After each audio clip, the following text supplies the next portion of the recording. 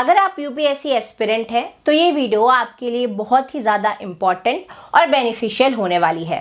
इस वीडियो में मैं आपको बताऊंगी कि यूपीएससी सीएसई नोटिफिकेशन में जो प्रीलिम्स का सिलेबस दिया हुआ है उसके अकॉर्डिंग आपको कौन कौन से सब्जेक्ट्स पढ़ने हैं और उन सब्जेक्ट्स के लिए कौन सी बुक जो है वो आपको रेफर करनी है, वो सब कुछ जो है वो मैं डिटेल में आपको बताने वाली हूँ। तो वीडियो का कोई भी पार्ट मिस मत करना और पूरा वीडियो जो है वो देखिएगा। तो चलिए शुरू करते हैं। तो देखिए भाई, अगर हम यूपीएससी सीएसई के नोटिफिकेशन की बात करें तो भाई चाहे प्रीलिम्स का सिलेबस हो या फिर मेंस का, दोनों ही काफ़ी शॉर्ट में जो है वो दिया हुआ है, जिसकी वजह से बच्चों को समझ नहीं आता कि भाई कौन से टॉपिक्स जो हैं वो किन सब्जेक्ट्स के लिए पढ़ने चाहिए। अभी मैं आपको डिटेल में समझाऊंगी कि सिलेबस में क्या दिया हुआ है, तो आपको समझ आएगी ये चीज़। तो देखिए भाई, पहला है, आप देखिए क्या दिया हुआ है। पहला है current events of national and international importance. ठीक है, पहली चीज ये दी हुई है। अब यहां पर क्या है, साफ साफ समझ आ रहा है कि क्या पढ़ना है, करंट इवेंट्स पढ़ने हैं जो कि नेशनल और इंटरनेशनल इंपॉर्टेंस रखते हैं। सीधा सीधा क्या है ये है करंट अफेयर। ठीक है, अब इसके लिए आप बोलेंगे कि मैडम कौन सी बुक्स जो है वो हमें पढ़नी चाहिए। तो देखिए भाई, करंट अफेयर की कोई बुक पर्टिकुलर नहीं आती है, लेकिन मैंने आपको बताया था, एक वीडियो मैंने बनाया है करंट अफेयर के लिए, जहाँ पर मैंने आपको बताया था कि भाई जो स्टूडेंट्स हैं वह यूट्यूब वीडियोस की जो है वो सहायता ले सकते हैं। जैसे कि अगर हम करंट अफेयर्स के संदर्भ में बात करें तो भाई करंट अफेयर्स के लिए दृष्टि आईएएस हो गया, साथ ही साथ विजन आईएएस हो गया, या फिर ओनली आईएएस हो गया। एक दीपक सर भी जो है वो करंट अफेयर्स को कवर अप करते हैं, आप उनके वीडियोस जो है वो देख सकते हैं। अब चूंकि मैं इस वीडियो में बुक्स बता रही हूँ तो करंट अफेयर्स के लिए मैगजीन जो है वो आती है, और मैगजीन भी मैं आपको सजेस्ट करती हूँ, वो मैं सजेस्ट करती हूँ विजन आईएएस की। ठीक है, विजन आईएएस की मैगजीन जो है वो आप पढ़ सकते हैं। काफ़ी अच्छे से ये लोग करंट अफेयर्स को जो है वो कवर अप करते हैं। ओके, तो पहला था करंट अफेयर। अब दूसरा क्या दिया हुआ है भाई, तो दूसरा दिया हुआ है history of India and Indian national movement. ठीक है, इतना ही दिया हुआ है, एंड इंडियन नेशनल मूवमेंट। ठीक है, अब देखो, जो बच्चा बिल्कुल अभी अभी तैयारी करना उसने शुरू किया है, ये 2 लाइन के सिलेबस में आप बताइए उसको क्या समझ आएगा। ठीक है, अब चूंकि हिस्ट्री ऑफ इंडिया में केवल इतना सा थोड़ी है सिलेबस। अब हिस्ट्री ऑफ इंडिया में तो क्या क्या आएगा भाई, एंशियंट पार्ट आएगा। ठीक है, एंशियंट, मेडिएवल, और आपका मॉडर्न तो हम यहाँ पे कवर अप कर लेंगे, लेकिन शुरुआती मॉडर्न तो आएगा, है ना। इंडियन नेशनल मूवमेंट के पहले वाला जो मॉडर्न हिस्ट्री ऑफ इंडिया वाला पार्ट है वो तो आएगा ना। तो हिस्ट्री ऑफ इंडिया में एंशियंट, मेडिएवल, मॉडर्न, साथ ही साथ और क्या आएगा भाई, आर्ट एंड कल्चर वाला पार्ट भी आएगा। अब चलिए भाई, अब बच्चे ने ग्रेजुएशन किया हुआ है, उसको पता है कि ये सब्जेक्ट्स जो हैं वो हिस्ट्री ऑफ इंडिया के अंडर आएंगे, लेकिन इसके अंदर में कौन से टॉपिक्स उसको पढ़ने हैं, क्योंकि हिस्ट्री ऑफ इंडिया तो बहुत बड़ा है। अब पीएचडी थोड़ी करनी है उसको, है ना। अब आप सोचो, एंशियंट हिस्ट्री का पार्ट ही कितना ज़्यादा बड़ा है। अब उसको समझ ही नहीं आ रहा है कि भाई क्या पढ़ना है क्या नहीं पढ़ना है। तो इसका मैं आपको एक सॉल्यूशन देती हूँ। ये सिलेबस देखो, आप ये सिलेबस देखो, यूपीएससी प्रीलिम्स का सिलेबस ये डिटेल्ड टॉपिक वाइज है। टोटल नंबर ऑफ पेजेस है 202। 202 पेजेस में डिटेल में टॉपिक वाइज सिलेबस जो है वो समझाया गया है। जहां पर आपको टॉपिक समझने में यकीन मानिए कोई दिक्कत नहीं होगी। इस सिलेबस में सारे सब्जेक्ट के डिटेल्ड टॉपिक वाइज सब टॉपिक्स के साथ टॉपिक्स जो है वो बताए गए हैं। यहाँ पर ये भी बताया गया है कि भाई कौन कौन से टॉपिक्स पढ़ने हैं, कौन कौन से सब टॉपिक्स पढ़ने हैं। इससे होगा क्या, तो इससे ना आपको ये समझ आएगा कि भाई कौन से सब्जेक्ट के हमें कौन से टॉपिक्स पढ़ने हैं, कौन से सब टॉपिक्स पढ़ने हैं, इस बुक में कौन से टॉपिक्स को छोड़ना है और कौन से टॉपिक को पढ़ना है। क्योंकि देखिए सिलेबस बहुत ज़्यादा वास्ट है। अभी मैं आपको बुक्स बताऊंगी ना, उसमें ही आप बोलोगे कि अरे मैम इतनी सारी बुक्स हमको पढ़नी है। और ऑब्वियस सी बात है, जब इतना सारा मटेरियल आपके सामने हो जाएगा तो टॉपिक का कन्फ्यूजन तो होगा। तो उस टॉपिक के कन्फ्यूजन को ये सिलेबस जो है वो दूर कर देगा। ठीक है, 202 पेज में प्रीलिम्स का डिटेल्ड टॉपिक वाइज सिलेबस है। आप चाहे तो सैंपल्स जो है वो बुलवा सकते हैं। अब इसको लेने के लिए क्या करना है, केवल 99 रुपीज़ का है, बिल्कुल मिनिमल प्राइस 99 रुपीज़ का है। चाहिए तो आप इस दिए गए नंबर पर व्हाट्सएप कर दीजिएगा, सारी डिटेल इन्फॉर्मेशन वहाँ पर मिल जाएगी। आप सैंपल लेना चाहते हैं तो वो भी जो है वो ले सकते हो। तो चलिए अब हम आगे बढ़ते हैं। तो हिस्ट्री ऑफ इंडिया में क्या क्या आएगा, ancient, medieval, modern, art and culture आएगा और इंडियन नेशनल मूवमेंट। तो ये पार्ट जो है वो ये 2 लाइन में कवर अप होगा, जो कि इतना छोटा सा नहीं है भाई। अब कौन सी बुक्स पढ़नी चाहिए, तो एंशिएंट हिस्ट्री के लिए जो हम आपको सजेस्ट करेंगे वो है आर.एस. शर्मा सर की रेफरेंस बुक। ठीक है, आर.एस. शर्मा सर की रेफरेंस बुक एंशिएंट हिस्ट्री के लिए, सतीश चंद्रा मेडिएवल हिस्ट्री के लिए, और मॉडर्न हिस्ट्री के लिए आपको क्या पढ़ना है भाई, स्पेक्ट्रम जो है वो पढ़नी है। और आर्ट एंड कल्चर के लिए नितिन सिंघानिया सर की रेफरेंस बुक। बोलोगे मैडम बस इतना ही, नहीं, अभी और सबसे इंपॉर्टेंट चीज भाई, आपको 6 से 12 तक की एनसीईआरटी हिस्ट्री के लिए पढ़नी है और इसे आप नहीं छोड़ सकते हैं। 6 से 12 तक की NCERTs are very important for history subject. तो आपको 6 से 12 तक की एनसीईआरटी अच्छे से पढ़नी है, क्योंकि डायरेक्ट एनसीईआरटी से प्रश्न पूछा जाता है। तो ये हो गया आपका हिस्ट्री ऑफ इंडिया। ठीक है, नेक्स्ट आपका क्या आएगा भाई, तो नेक्स्ट आपका आएगा इंडियन एंड वर्ल्ड ज्योग्राफी। अब देखो कितना शॉर्ट में दिया हुआ है, तभी मैं आपको सिलेबस खरीदने के लिए बोल रही थी। ठीक है, Indian geography, physical, social, economical, geography of India and the world. ठीक है, अब देखो इतने से मैं पूरा इंडियन और वर्ल्ड ज्योग्राफी को जो है वो समझा दिया है। अब बच्चे को क्या समझ आएगा भाई कि यूपीएससी के लिए क्या इंपॉर्टेंट है क्या इंपॉर्टेंट नहीं है ना।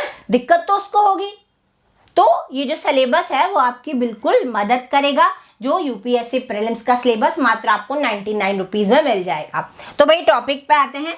इंडियन एंड वर्ल्ड ज्योग्राफी में आपको जो रेफरेंस बुक पढ़नी है वो पढ़नी है जीसी लियोंग सर की, और हिंदी मीडियम वाले हो तो आप माजिद हुसैन सर की बुक भी जो है वो पढ़ सकते हो।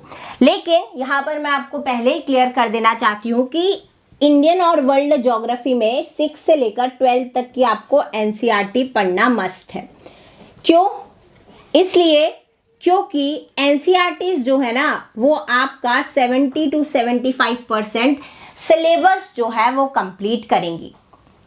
यकीन मानिए 70 to 75% एनसीईआरटी सिलेबस कंप्लीट कर देंगी। तो सबसे पहले आपको एनसीईआरटीज पढ़नी है, फिर रेफरेंस बुक के लिए इंग्लिश वाले जीसी लियोंग, हिंदी वाले माजिद हुसैन सर की बुक जो है वो पढ़ सकते हैं। ओके, तो इतने से सिलेबस में Indian and world geography notification में यूपीएससी ने जो है वो बता दिया है। ओके, नेक्स्ट देखो, नेक्स्ट क्या आएगा भाई, तो नेक्स्ट आएगा आपका इंडियन पॉलिटी का सब्जेक्ट, जो कि आप सभी को बहुत अच्छा लगता है। ठीक है, 4th है आपका इंडियन पॉलिटी एंड गवर्नेंस। अब देखो इसमें एक सब्जेक्ट नहीं है, इंडियन पॉलिटी भी है और गवर्नेंस भी है। और क्या दिया हुआ है भाई? तो यहां पर दिया हुआ है कॉन्स्टिट्यूशन, पॉलिटिकल सिस्टम, ठीक है, पंचायती राज, और क्या दिया हुआ है भाई? Public policy right, public policy right, public policy rights issue, ठीक है, ये दिया हुआ है पूरा।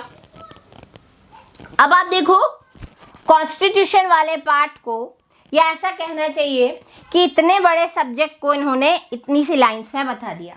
अब इसमें क्या आएगा? इंडियन पॉलिटी आएगा, गवर्नेंस आएगा, और उसमें भी यहाँ पर इन्होंने कुछ टॉपिक्स को बताया है, और यहाँ पे क्या लिख दिया भाई? एक्सेट्रा लिख दिया है। अब भाई एक्सेट्रा मतलब क्या? वेरियस टॉपिक, वास्ट सिलेबस, जो कि यूपीएससी ने डिफाइन नहीं किया है, ठीक है। अब सोचो अगर रेफरेंस बुक नहीं होती, इवन रेफरेंस बुक्स में भी कई टॉपिक्स आपको छोड़ने हैं जो कि यूपीएससी में नहीं पूछे जाते। ऐसे टॉपिक्स भी है जो रेफरेंस बुक में दिए ही नहीं है, आपको गूगल करके पढ़ने पड़ेंगे। तो भाई क्या है, यूपीएससी ने ये चीज नोटिफिकेशन में नहीं दी है कि कौन से टॉपिक पढ़ने हैं, कौन से नहीं पढ़ने हैं। इसकी वजह से बच्चों को बहुत दिक्कत आती है।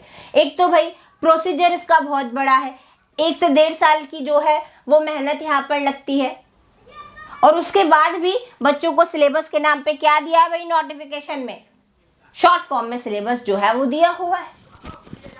तो इंडियन पॉलिटी एंड गवर्नेंस, इसके लिए कौन सी बुक पढ़े भाई? Best M Lakshmikanth. M Lakshmikanth sir की बुक पॉलिटी के लिए बेस्ट है।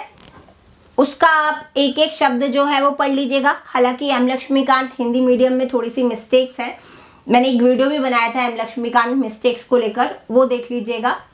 बाकी एम लक्ष्मीकांत जो है वो बेस्ट बुक है इंडियन पॉलिटी के लिए, ठीक है। उसमें भी कॉन्स्टिट्यूशन आएगा, पॉलिटिकल सिस्टम, पंचायती राज, पब्लिक पॉलिसी राइट्स इशू, ये सब टॉपिक्स जो है वो वहां पर आपको मिल जाएंगे। नेक्स्ट देखते हैं, इंडियन पॉलिटी हो गया। अब आता है भाई सबसे टफेस्ट पार्ट, इकोनॉमी का। अब इकोनॉमी इन्होंने डायरेक्ट नहीं दिया हुआ है, इंडियन इकोनॉमी इन्होंने क्या दिया हुआ है भाई सिलेबस में? Economic and social development, sustainable development,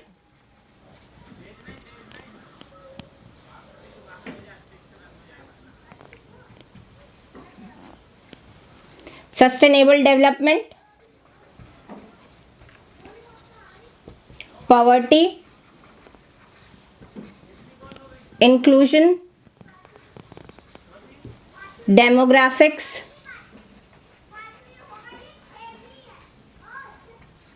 social sector, etcetera. ये है इंडियन इकोनॉमी का सिलेबस जो यूपीएससी ने नोटिफिकेशन में बताया है। कौन सी बुक पढ़नी है इंडियन इकोनॉमी के लिए? तो इंडियन इकोनॉमी के लिए मैं आपको reference book Ramesh Singh sir की जो है वो सजेस्ट करती हूँ, और मृणाल सर के वीडियोस हैं यूट्यूब पर, वो देख लीजिएगा। बहुत अच्छी क्लासेस जो है वो उन्होंने यूट्यूब पर ली हैं, और अभी के नहीं, उनकी पुरानी वीडियोस जो है वो डली हुई हैं उनकी पुराने चैनल पर, तो आप वो वीडियोस जो है वो इसके लिए पढ़ सकते हैं। तो इंडियन इकोनॉमी के लिए रमेश सिंह की बुक है, वो आप ज़रूर पढ़िएगा, ठीक है। नेक्स्ट आता है आपका जो नोटिफिकेशन में दिया हुआ है सिलेबस में, वो है general issues, general issues on environmental ecology,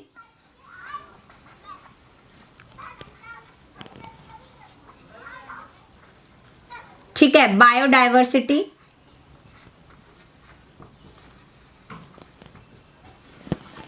और आपका एंड क्लाइमेट चेंज, ठीक है। एनवायरमेंट एंड इकोलॉजी के नाम पर ये चीज जो है वो यूपीएससी ने नोटिफिकेशन में दी है। इसके आगे एक लाइन लिखी हुई है, क्या लिखा हुआ है इसके आगे? इसके आगे लिखा हुआ है that do not require subject specialisation. सीधा सीधा जनरल इश्यूज चूंकि यहाँ पर दिया हुआ है, यानी कि ये जो पार्ट है environmental ecology, biodiversity and climate change का, ये करंट अफेयर रिलेटेड जो है वो होने वाला है। तो आपको यहाँ पर करंट अफेयर्स पर जो है वो ज़्यादा ध्यान देना है, जो इससे रिलेटेड न्यूज़ आती है उन पर।